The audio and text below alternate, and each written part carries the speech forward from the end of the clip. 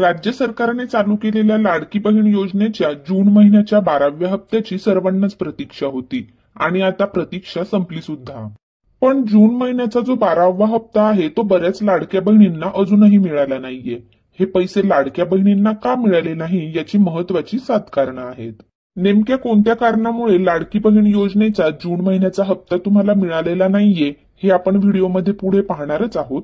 त्याचबरोबर ज्या लाडक्या बहिणी योजनेसाठी पात्र असून सुद्धा त्यांना पैसे आले नाहीयेत त्यांनी काय करायला पाहिजे, म्हणजे लाडकी बहीण योजनेचे पैसे त्यांना दर महिन्याला नियमितपणे मिळत राहतील, हे सुद्धा व्हिडिओमध्ये मी पुढे सांगणार आहे. त्यामुळे व्हिडिओ शेवटपर्यंत पहा. कारण एक जरी महत्वाची गोष्ट तुमच्याकडून राहून गेली तरी सुद्धा तुम्हाला या योजनेचा लाभ यापुढे बंद करण्यात येईल.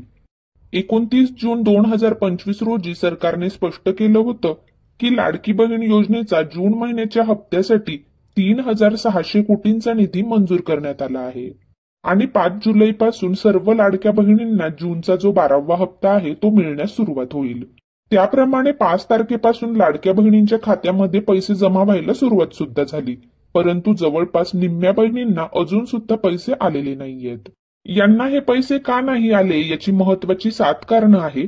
या कारणामुळे या लाडक्या बहिणींना जूनचा 12वा हप्ता आलेला नाहीये. सरकारच्या तिजोरीवर आता भार वाढत असल्याने सरकार आता कठोर पडताळणी करत आहे. लाडक्या बहिणींची सत्यता जाणून घेण्यासाठी सरकारने आता आयकर विभागाची सुद्धा मदत घेतली आहे.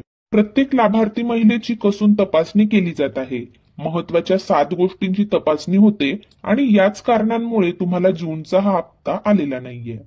पहिलं महत्वाचं कारण म्हणजे जर तुमच्या कुटुंबाचं उत्पन्न हे 2.5 लाखापेक्षा जास्त असेल तर तुम्ही या योजनेचा लाभ घेऊ शकत नाही. कारण सरकारने यापूर्वीच स्पष्ट केलं होतं की ही जी योजना आहे ती फक्त गरीब महिलांसाठी आहे. गरीब महिलाच फक्त या योजनेचा लाभ घेऊ शकतात. दुसरं महत्वाचं कारण म्हणजे तुमच्या कुटुंबातली जर कोणतीही व्यक्ती आयकर भरत असेल तर त्या महिलेला या योजनेचा लाभ मिळणार नाहीये. ज्या व्यक्तीचं उत्पन्न जास्त असतं त्याला सरकारला टॅक्स द्यावा लागतो. जे लोक टॅक्स भरतात त्यांचे उत्पन्न साहजिकच जास्त असतं, म्हणूनच त्या कुटुंबातील महिलेला या योजनेचा लाभ मिळणार नाहीये. जूनचे पैसे न येण्याचं तिसरं कारण म्हणजे ज्यांच्या कुटुंबातील सदस्य नियमित किंवा कायम कर्मचारी म्हणून सरकारी विभागात किंवा उपक्रमात किंवा मंडळामध्ये भारत सरकार किंवा राज्य सरकारच्या स्थानिक निवृत्ती वेतनाचा लाभ घेत आहे, त्या कुटुंबातील महिलेला सुद्धा या योजनेचा लाभ यापुढे मिळणार नाहीये.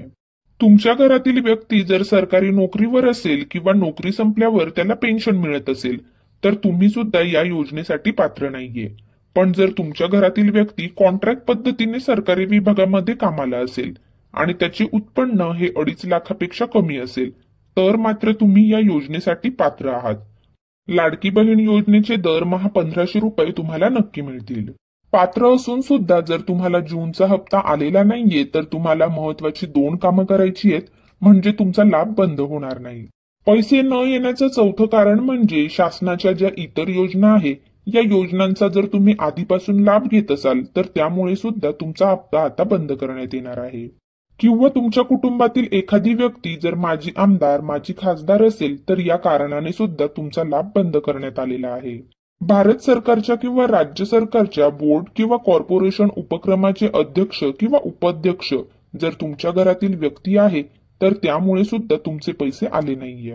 जून महिन्याचा 12वा हप्ता न मिळण्याचं शेवटचं कारण म्हणजे तुमच्या घरातील एखाद्या व्यक्तीच्या नावावर ट्रॅक्टर सोडून इतर 4 चाकी वाहनांची नोंद असेल तर तुम्हाला आतापासून या योजनेचा लाभ बंद करण्यात आलेला आहे. आता पैसे न येण्याची ही जी मी 7 कारणं सांगितलेली आहे यामध्ये जर तुम्ही बसत नसाल तर तातडीने ही 2 महत्वाची कामं तुम्हाला करायची आहेत. ही महत्वाची 2 कामं जर तुम्ही केली नाहीत तर मात्र यापुढे तुमचा लाडकी बहीण योजनेचा हप्ता खात्यामध्ये जमा होणार नाही. सर्वात महत्वाचं पहिलं काम तुम्हाला करायचं आहे ते म्हणजे बँकेची ई-केवायसी. 1 जुलैपासून बँकांनी नवीन नियम काढलेले आहेत की तुमच्या खात्यामध्ये जर देवाणघेवाण नसेल तर दरवर्षी तुम्हाला बँकेची ई-केवायसी करून घेणं आवश्यक आहे. तुमचं खातं कोणत्याही बँकेमध्ये जरी असेल, स्टेट बँक इंडियामध्ये असू दे, महाराष्ट्र बँकेमध्ये असू दे, पोस्ट ऑफिस बँकेमध्ये असू दे किंवा कोणत्याही खाजगी बँकेमध्ये असू दे, तरी सुद्धा तुम्हाला बँकेची ई-केवायसी करून घेणं आवश्यक आहे. तुम्ही जर बँकेची ई-केवायसी नाही केली तर तुमचं बँक खातं बंद करण्यात येतं. जर तुमचं बँकेचं खातं चालूच नसेल तर सरकार तुमच्या खात्यामध्ये पैसे कसं जमा करेल? त्यामुळे तुम्ही एकदा बँकेमध्ये जाऊन चेक करून घ्या की तुमचं बँक खातं चालू आहे की नाही. तुमचं बँकेचं खातं चालू आहे आणि तरी सुद्धा जर तुम्हाला जून महिन्याचा हप्ता आलेला नाहीये तर तुम्हाला दुसरं महत्वाचं काम करायचं आहे, ते पण मी सांगते. पण तुमचं जर बँक खातं बंद पडलेलं असेल तर बँकेमध्ये ई-केवायसी लगेच करून घ्या. म्हणजे लाडक्या बहीण योजनेचा जो जूनचा हप्ता आहे तो तुमच्या खात्यावर लगेच जमा होईल. आणि यापुढे जे येणारे हप्ते आहेत त्यामध्ये सुद्धा काहीच अडचण होणार नाही. तुमचं बँक खातं चालू असून सुद्धा तुम्हाला जर लाडकी बहीण योजनेचा जून महिन्याचा हप्ता आलेला नाहीये तर दुसरं महत्वाचं काम तुम्हाला हे करायचं आहे की तुमचं आधार कार्ड अपडेट आहे की नाही ते चेक करायचंय. तुम्ही बँकेच्या खात्याला जोडलेलं जे आधार कार्ड आहे ते जर 10 वर्षापूर्वी काढलेलं असेल तर ते अपडेट करणं गरजेचं आहे. कारण आधार कार्डाच्या बाबतीमध्ये सरकारने नवीन नियम काढलेले आहेत की 10 वर्षापूर्वीचे आधार कार्ड आता चालणार नाही. आधार कार्डवर असलेलं तुमचं नाव, जन्मतारीख, पत्ता हे बरोबर असणं सुद्धा आवश्यक आहे. तुमचं आधार कार्ड बँकेच्या खात्याला जोडलेलं असतं. आधार कार्ड जर बंद झालं तर बँकेतील व्यवहार सुद्धा थांबू शकतो. त्यामुळे तुमचं आधार कार्ड अपडेट करून घ्या. तुमच्या नावावर जर एकापेक्षा जास्त आधार कार्ड असतील, म्हणजेच एका नावावर जास्त आधार नंबर रजिस्टर असतील, तर ते आधार कार्ड सुद्धा तुम्ही बंद करून घ्या. सरकारने आधार कार्डवर नवीन नियम लागू केल्यामुळे त्याचा परिणाम थेट बँकेच्या खात्यावर सुद्धा होतोय. ज्या ज्या ठिकाणी आपलं आधार कार्ड दिलेलं आहे त्या त्या ठिकाणी तुमचे व्यवहार बंद होऊ शकतात. त्यामुळे तुमचं आधार कार्ड जर जुनं असेल, 10 वर्षापूर्वी काढलेलं असेल, तर ते तुम्ही एकदा अपडेट करून घ्या.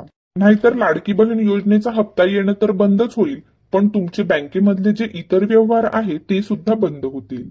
तुमच्या कुटुंबाचं आर्थिक उत्पन्न जर 2.5 लाखापेक्षा कमी आहे, तुमच्या कुटुंबातील जर एखादा व्यक्ती आयकरदाता नाहीये, तुमच्या कुटुंबामध्ये कोणीही सरकारी नोकरीवर नाहीये किंवा कुणालाही सरकारी पेन्शन मिळत नाहीये, तुमच्या कुटुंबातील कोणतीही व्यक्ती माजी आमदार किंवा खासदार नाहीये, तुमच्या कुटुंबातील कोणत्याही व्यक्तीवर 4 चाकी वाहन रजिस्टर नाहीये, तर लाडकी बहीण योजनेसाठी तुम्ही पात्र आहात. तुमचं जर बँक खातं चालू असेल, बँकेमधले व्यवहार हे व्यवस्थित चालू असतील, तुमचं आधार कार्ड सुद्धा व्यवस्थित अपडेट केलेलं आहे, तर तुम्हाला जोपर्यंत लाडकी बहीण योजना चालू आहे तोपर्यंत त्याचे जे पैसे आहेत ते 100% मिळतीलच. सरकारने जे नियम घालून दिलेले आहेत त्या नियमामध्ये तुम्ही बसताय, पण तरी सुद्धा तुमच्या खात्यामध्ये अजूनही लाडक्या बहिणीचा हप्ता जमा झालेला नाहीये तर तुम्ही अजिबात काळजी करू नका. कारण तुम्ही सरकारचा कोणताही नियम मोडलेला नाहीये आणि योजनेसाठी पात्र सुद्धा आहात, तर तुमच्या बँक खात्यामध्ये पैसे नक्की येतील. बँकेच्या काही टेक्निकल कारणांमुळे सुद्धा पैसे यायला थोडासा उशीर होत असतो, त्यामुळे काळजी करू नका. तुमचा जो जून महिन्याचा हप्ता आहे तो तुमच्या खात्यामध्ये लवकरच जमा करण्यात येईल. आजचा व्हिडिओ जर तुम्हाला माहितीपूर्ण वाटला असेल तर व्हिडिओला एक लाईक नक्की करा आणि चॅनलवर जर नवीन असाल तर चॅनलला सबस्क्राईब सुद्धा करा. धन्यवाद.